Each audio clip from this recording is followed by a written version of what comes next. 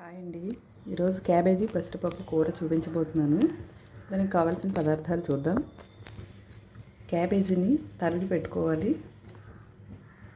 ఉల్లిపాయ, పచ్చిమిర్చి, కరివేపాకు, పోపుకి ఆవాలు, జీలకర్ర, మినప్పప్పు, పసుపు, ఉప్పు, కారం. అలాగే పెసరపప్పుని ఒక అరగంట ముందు నానబెట్టి పెట్టుకోవాలి. నూనె వేడెక్కిన తర్వాత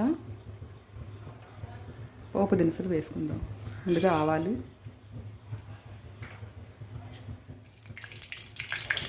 చిటపటమన్న తర్వాత మినప్పప్పు, జీలకర్ర. ఇవి కొంచెం వేగిన తర్వాత ఉల్లిపాయ ముక్కలు, పచ్చిమిర్చి, కరివేపాకు వేసుకుందాం.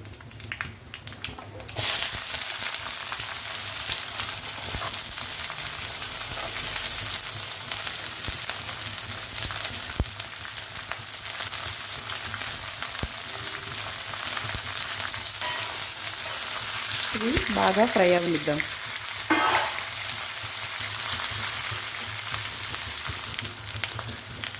ఉల్లిపాయల్లో కొంచెం ఉప్పు వేసుకుంటే తొందరగా మగ్గుతాయి ఉల్లిపాయలు.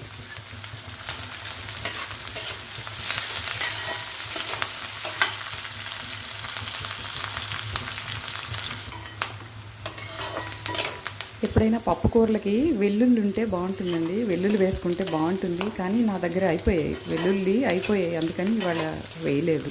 లేకపోతే వెల్లుల్లి వేసుకుంటే బాగుంటుంది. పప్పు కూరకైనా వెల్లుల్లి ఉంటే బాగుంటుంది. ఇప్పుడు క్యాబేజీ వేసుకుందాం. ఉల్లిపాయలు వేగిపోయాయి. ఇప్పుడు క్యాబేజీ వేసుకుందాం. తరిగి పెట్టుకున్న క్యాబేజీని వేసుకుందాం.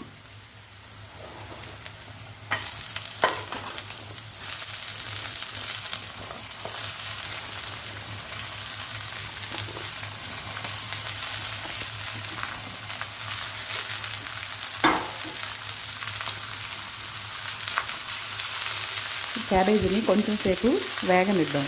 పోపులో కొంచెం సేపు వేగనిస్తే బాగుంటుంది.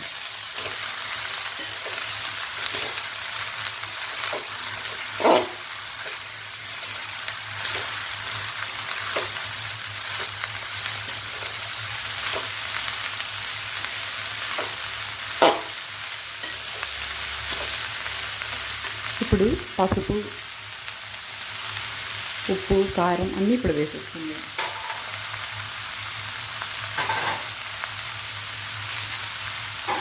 మరొకసారి బాగా కలుపుకుందాం.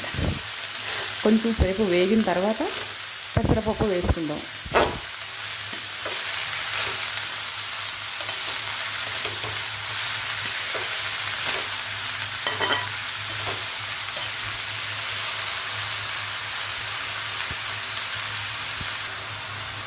ఇప్పుడు నానబెట్టుకున్న పెసరపప్పులోంచి ముందు నీళ్ళని తీసేద్దాం.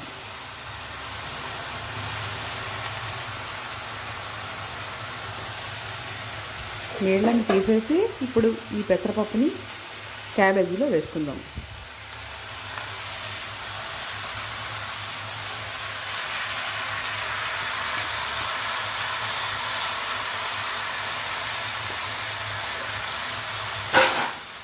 ఇప్పుడు ఒకసారి బాగా కలుపుకుందాం. పెసరపప్పు వేసిన తర్వాత కూడా కాసేపు వేగితే బాగుంటుంది.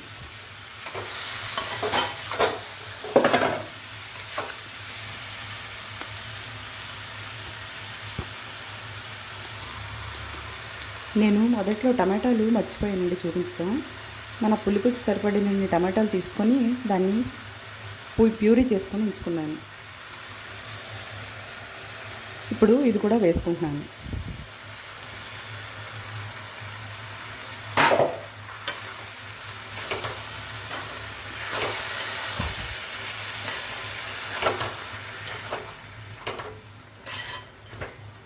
ఈ టమాటో పేస్ట్ వేసిన తర్వాత కొంచెం సేపు వేగనివ్వాలి. వేగిన తర్వాత ముందు మనం పప్పు నానబెట్టుకున్న నీళ్ళు ఉన్నాయి కదా, ఆ నీళ్లు పారేయకుండా మనం ఉడకడానికి ఈ కూరలో వేసేసుకోవాలి నీళ్ళు కూడా.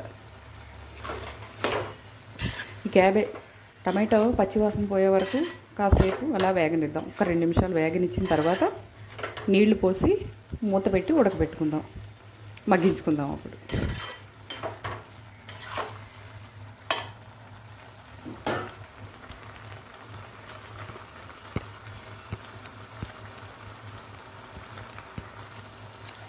ఇప్పుడు పెసరపప్పు నానబెట్టుకున్న నీళ్ళు ఉన్నాయి కదా, ఆ నీళ్ళని పోసేసుకుందాం. పప్పు ఉడకాలి కాబట్టి కొంచెం నీళ్ళు ఎక్కువ పోసుకుంటే తొందరగా పెసరపప్పు తొందరగా మగ్గిపోతుంది. ఇప్పుడు అంతా కలిపి మూత పెట్టుకొని ఒక 10 నిమిషాలు మగ్గితే కూర రెడీ అయిపోతుంది.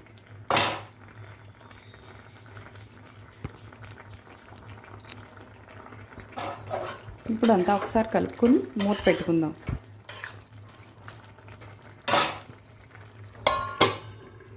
రెడీ అయిన తర్వాత మళ్ళీ నేను చూపిస్తాను.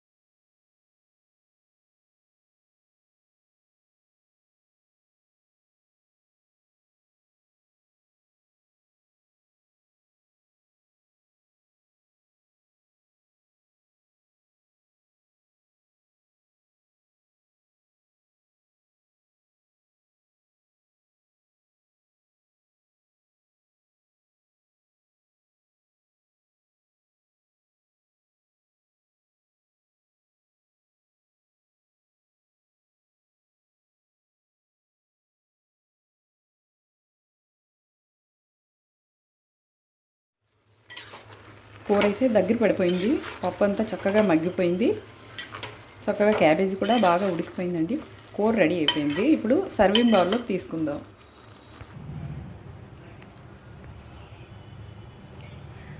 గండి బౌల్లోకి తీసేసుకున్నాను.